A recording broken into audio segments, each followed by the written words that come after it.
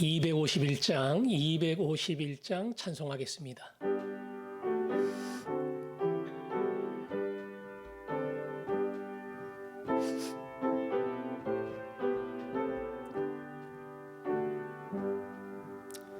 놀랍다 주님의 큰 은혜, 우리의 죄를 속하시려 갈보리 십자가 위에서 어린 양 보혈을 흘렸네. 주의 은혜 우리의 죄를 다시 썼네. 주의 은혜 우리의 죄를 다시 썼네. 죄악은 성난 파도같이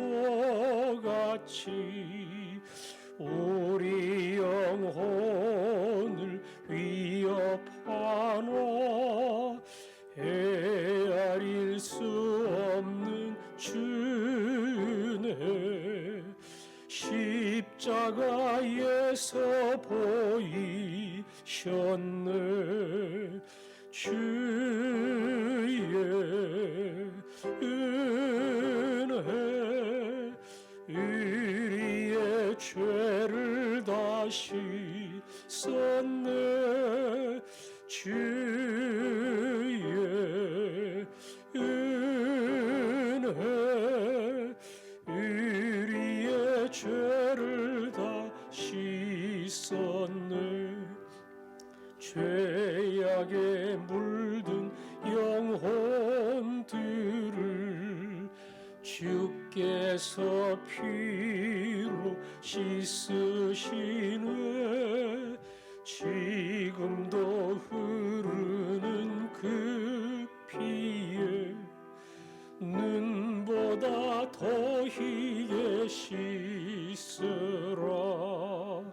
주의 은혜 우리의 죄를 다 씻었네. 주의 은혜 우리의 죄를 다 씻었네. 피할 수 없는 그 은혜를 믿는 자에게 거저 주네.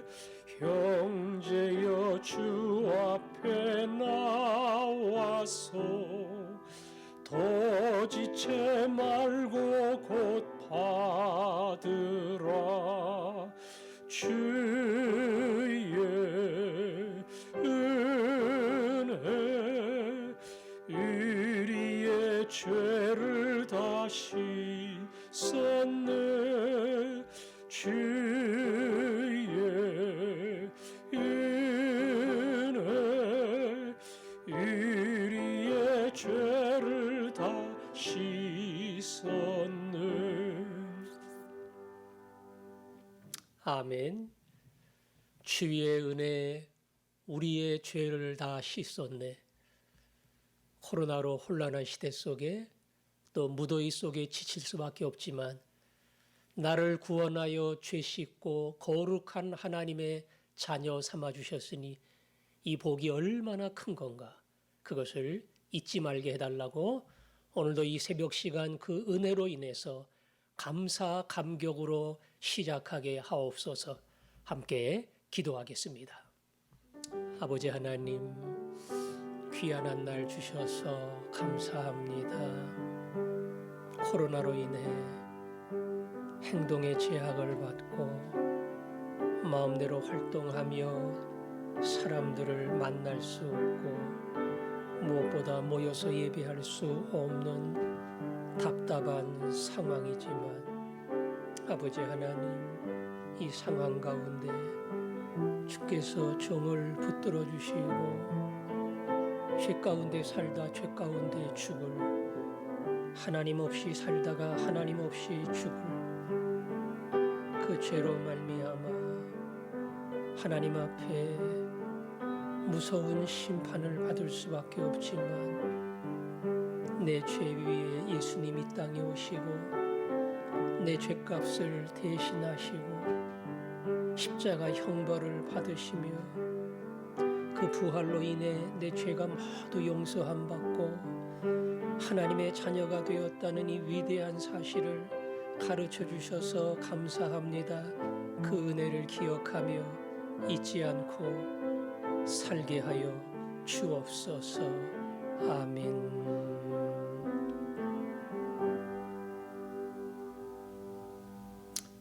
아버지 하나님, 내버려 두면 자기 마음대로 자기가 똑똑하다 생각하고 인생길을 갈 수밖에 없는 미련하고 교만한 저희들 불러주시고 깨닫게 하시고 예수 믿게 해주셔서 감사합니다. 이 땅을 살고 땅은 때로 우리를 실망시키고 우리의 삶을 흔들기도 하지만 그럼에도 불구하고 우리가 구원받은 하나님의 자녀임을 믿사오니 이 큰 복을 잊지 않게 하여 주옵소서. 오늘도 이 새벽 시간 내가 받은 가장 큰 복이 무엇인가를 기억하고 감사하는 저희들이 되게 하여 주옵소서. 예수님 이름으로 기도합니다. 아멘. 오늘은 디모데전서 마지막입니다. 6장 20절, 21절 두 절 말씀 읽겠습니다. 디모데전서 6장 20절과 21절입니다. 시작. 디모데야, 망령되고 헛된 말과 거짓된 지식의 반론을 피함으로 내게 부탁한 것을 지키라. 이것을 따르는 사람들이 있어 믿음에서 벗어났느니라. 은혜가 너희와 함께 있을지어다. 아멘. 편지를 마감하면서 바울이 무슨 말을 했는가? 원래는 편지의 내용을 짧게 요약하거나 아니면 마감 인사를 해야 하는데 다른 서신에는 교회를 향한 편지이기 때문에 여러 사람들의 이름을 거론하며 문안과 또 부탁의 인사를 했는데요. 오늘은 개인 디모데에게 보내는 편지이기 때문에 그가 기억하고 정리해야 될 가장 중요한 한마디를 마지막에 남겼습니다. 디모데야. 디모데 이름을 부르죠. 그 앞에서도 이렇게 이름 부른 경우는 거의 없었는데 디모데야 하는 것은 사랑하는 내 아들아 하듯이 애정을 가지고 젊은 목사 디모데를 부르는 겁니다. 디모데야, 망령되고 헛된 말과 거짓된 지식의 반론을 피함으로 그랬죠. 망령되고 헛된 말.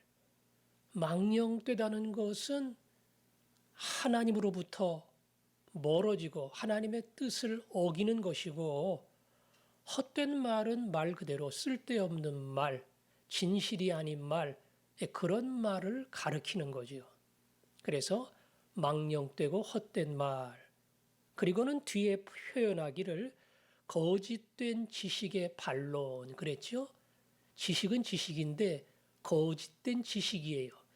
거기서 뭔가를 주장하고 상대방의 말에 대하여 이의를, 반론을 제기하면서 자기 뜻을, 자기 생각을 내세우는 그것이 거짓된 지식의 반론입니다.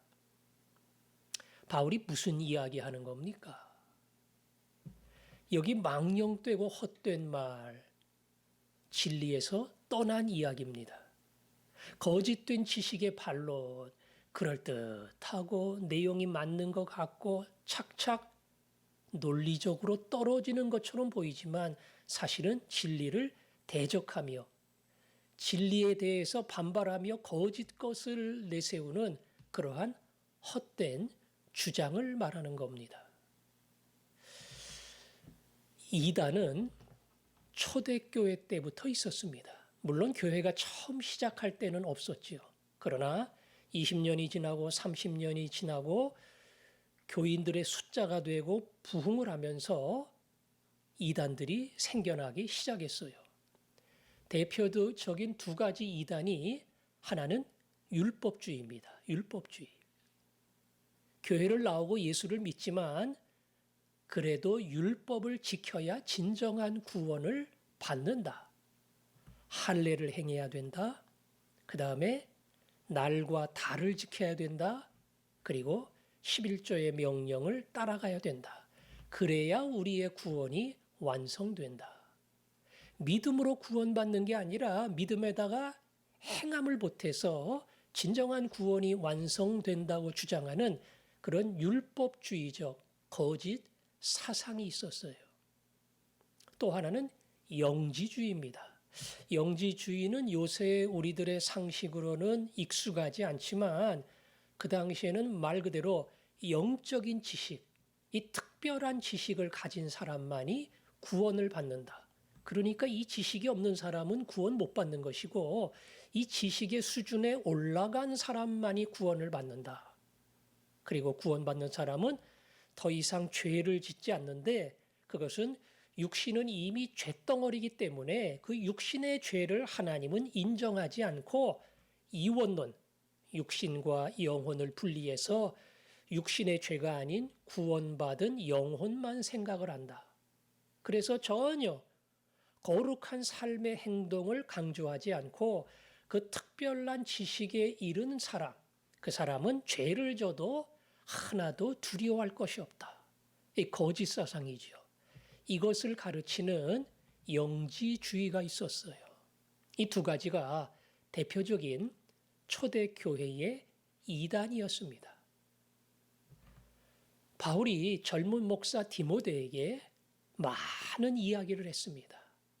그리고 마지막 한마디로 결론을 지으면서 여태껏 이야기하는 많은 내용 가운데 장로를 잃은 사람, 집사를 잃은 사람, 일꾼 제대로 세워야 된다.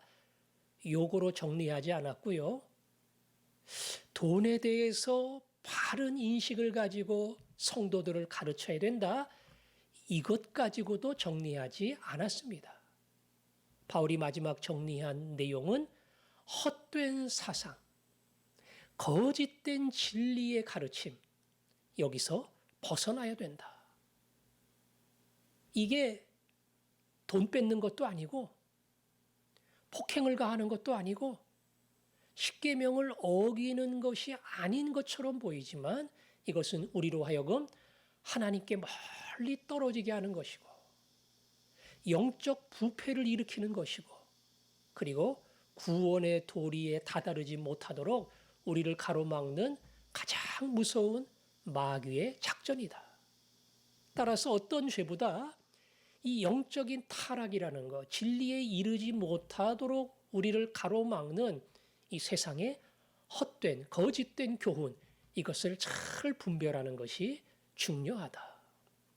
그래서 망령되고 헛된 말과 거짓된 지식의 반론을 피함으로 내게 부탁한 것을 지키라.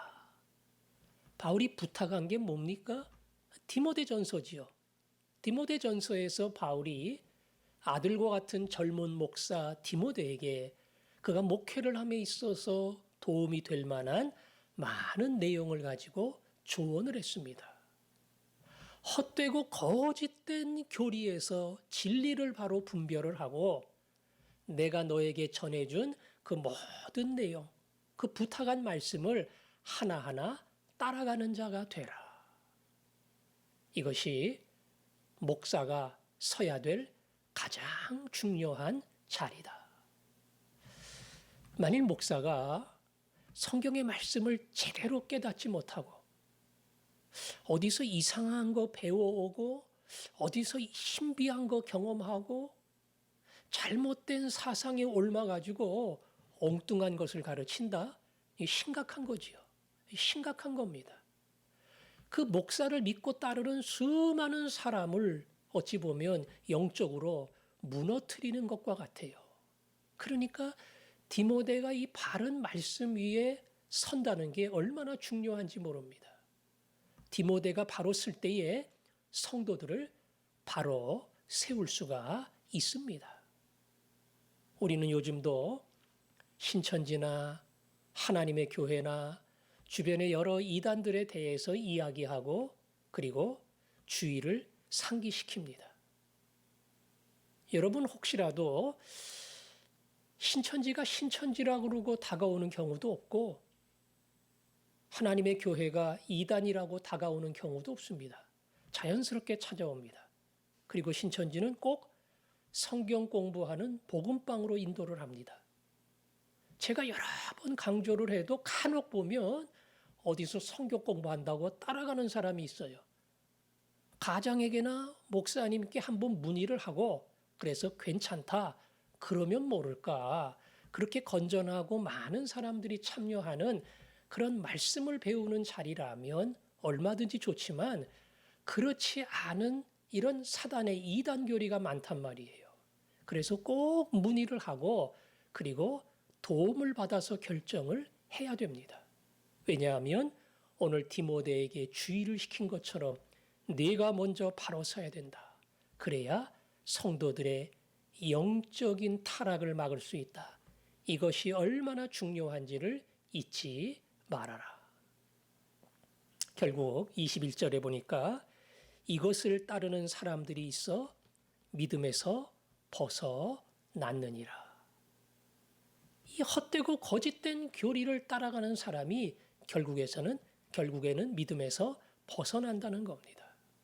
이 사람들이 예수를 믿는 사람이냐 안 믿는 사람이냐 이걸 명확하게 구분하는 것은 쉽지 않지만 요한 1서에 보면 그들이 나간 것은 우리에게 속하지 아니하다는 증거다. 진짜 예수 믿었다면 저렇게 나갈 수 없다. 그러나 바른 복음을 깨닫지 못했기 때문에 거짓 복음에 끌려가는 것이다. 따라서 이 거짓된 세상의 논리와 그리고 유혹에 넘어가지 않도록 목사가 바로 서고 그 다음에 교회 일꾼이 바로 서고 교회 성도가 바로 서고 이것은 굉장히 중요하다고 바울은 맨 마지막에 다시 한번 강조합니다. 제일 좋은 것은 자기 교회에서 설교 말씀과 말씀 훈련과 그리고 가정교회에서 함께 나누는 말씀의 나눔 이게 제일 건전한 겁니다. 거기에 우리가 항상 1차적인 관심을 갖고 더 필요할 때는 도움을 구하고 판단을 구하고 결정하는 것 이것이 꼭 우리가 해야 될 중요한 사항입니다. 오늘도 바울이 마지막 강조한 이 내용을 잊지 마시고 이거 얼마든지 유혹에 넘어갈 수 있는 거구나. 갔다가 다시 돌아와서 아이고 내가 그런 건 줄 모르고 따라갔네. 그러는 분도 있어요. 진리의 말씀에 바로 서는 것. 분명히 섰기 때문에 혹 이단의 교훈이 다가와도 단번에 분별하고 단번에 배격하고 대적할 수 있는 그런 진리의 골격이 분명한 사람. 화전중앙교회 성도들은 그런 믿음 위에 서야 할 줄을 압니다. 오늘도 내게 그러한 흔들리지 않는 믿음을 주옵소서. 그런 마음으로 기도하며 하루를 시작하겠습니다.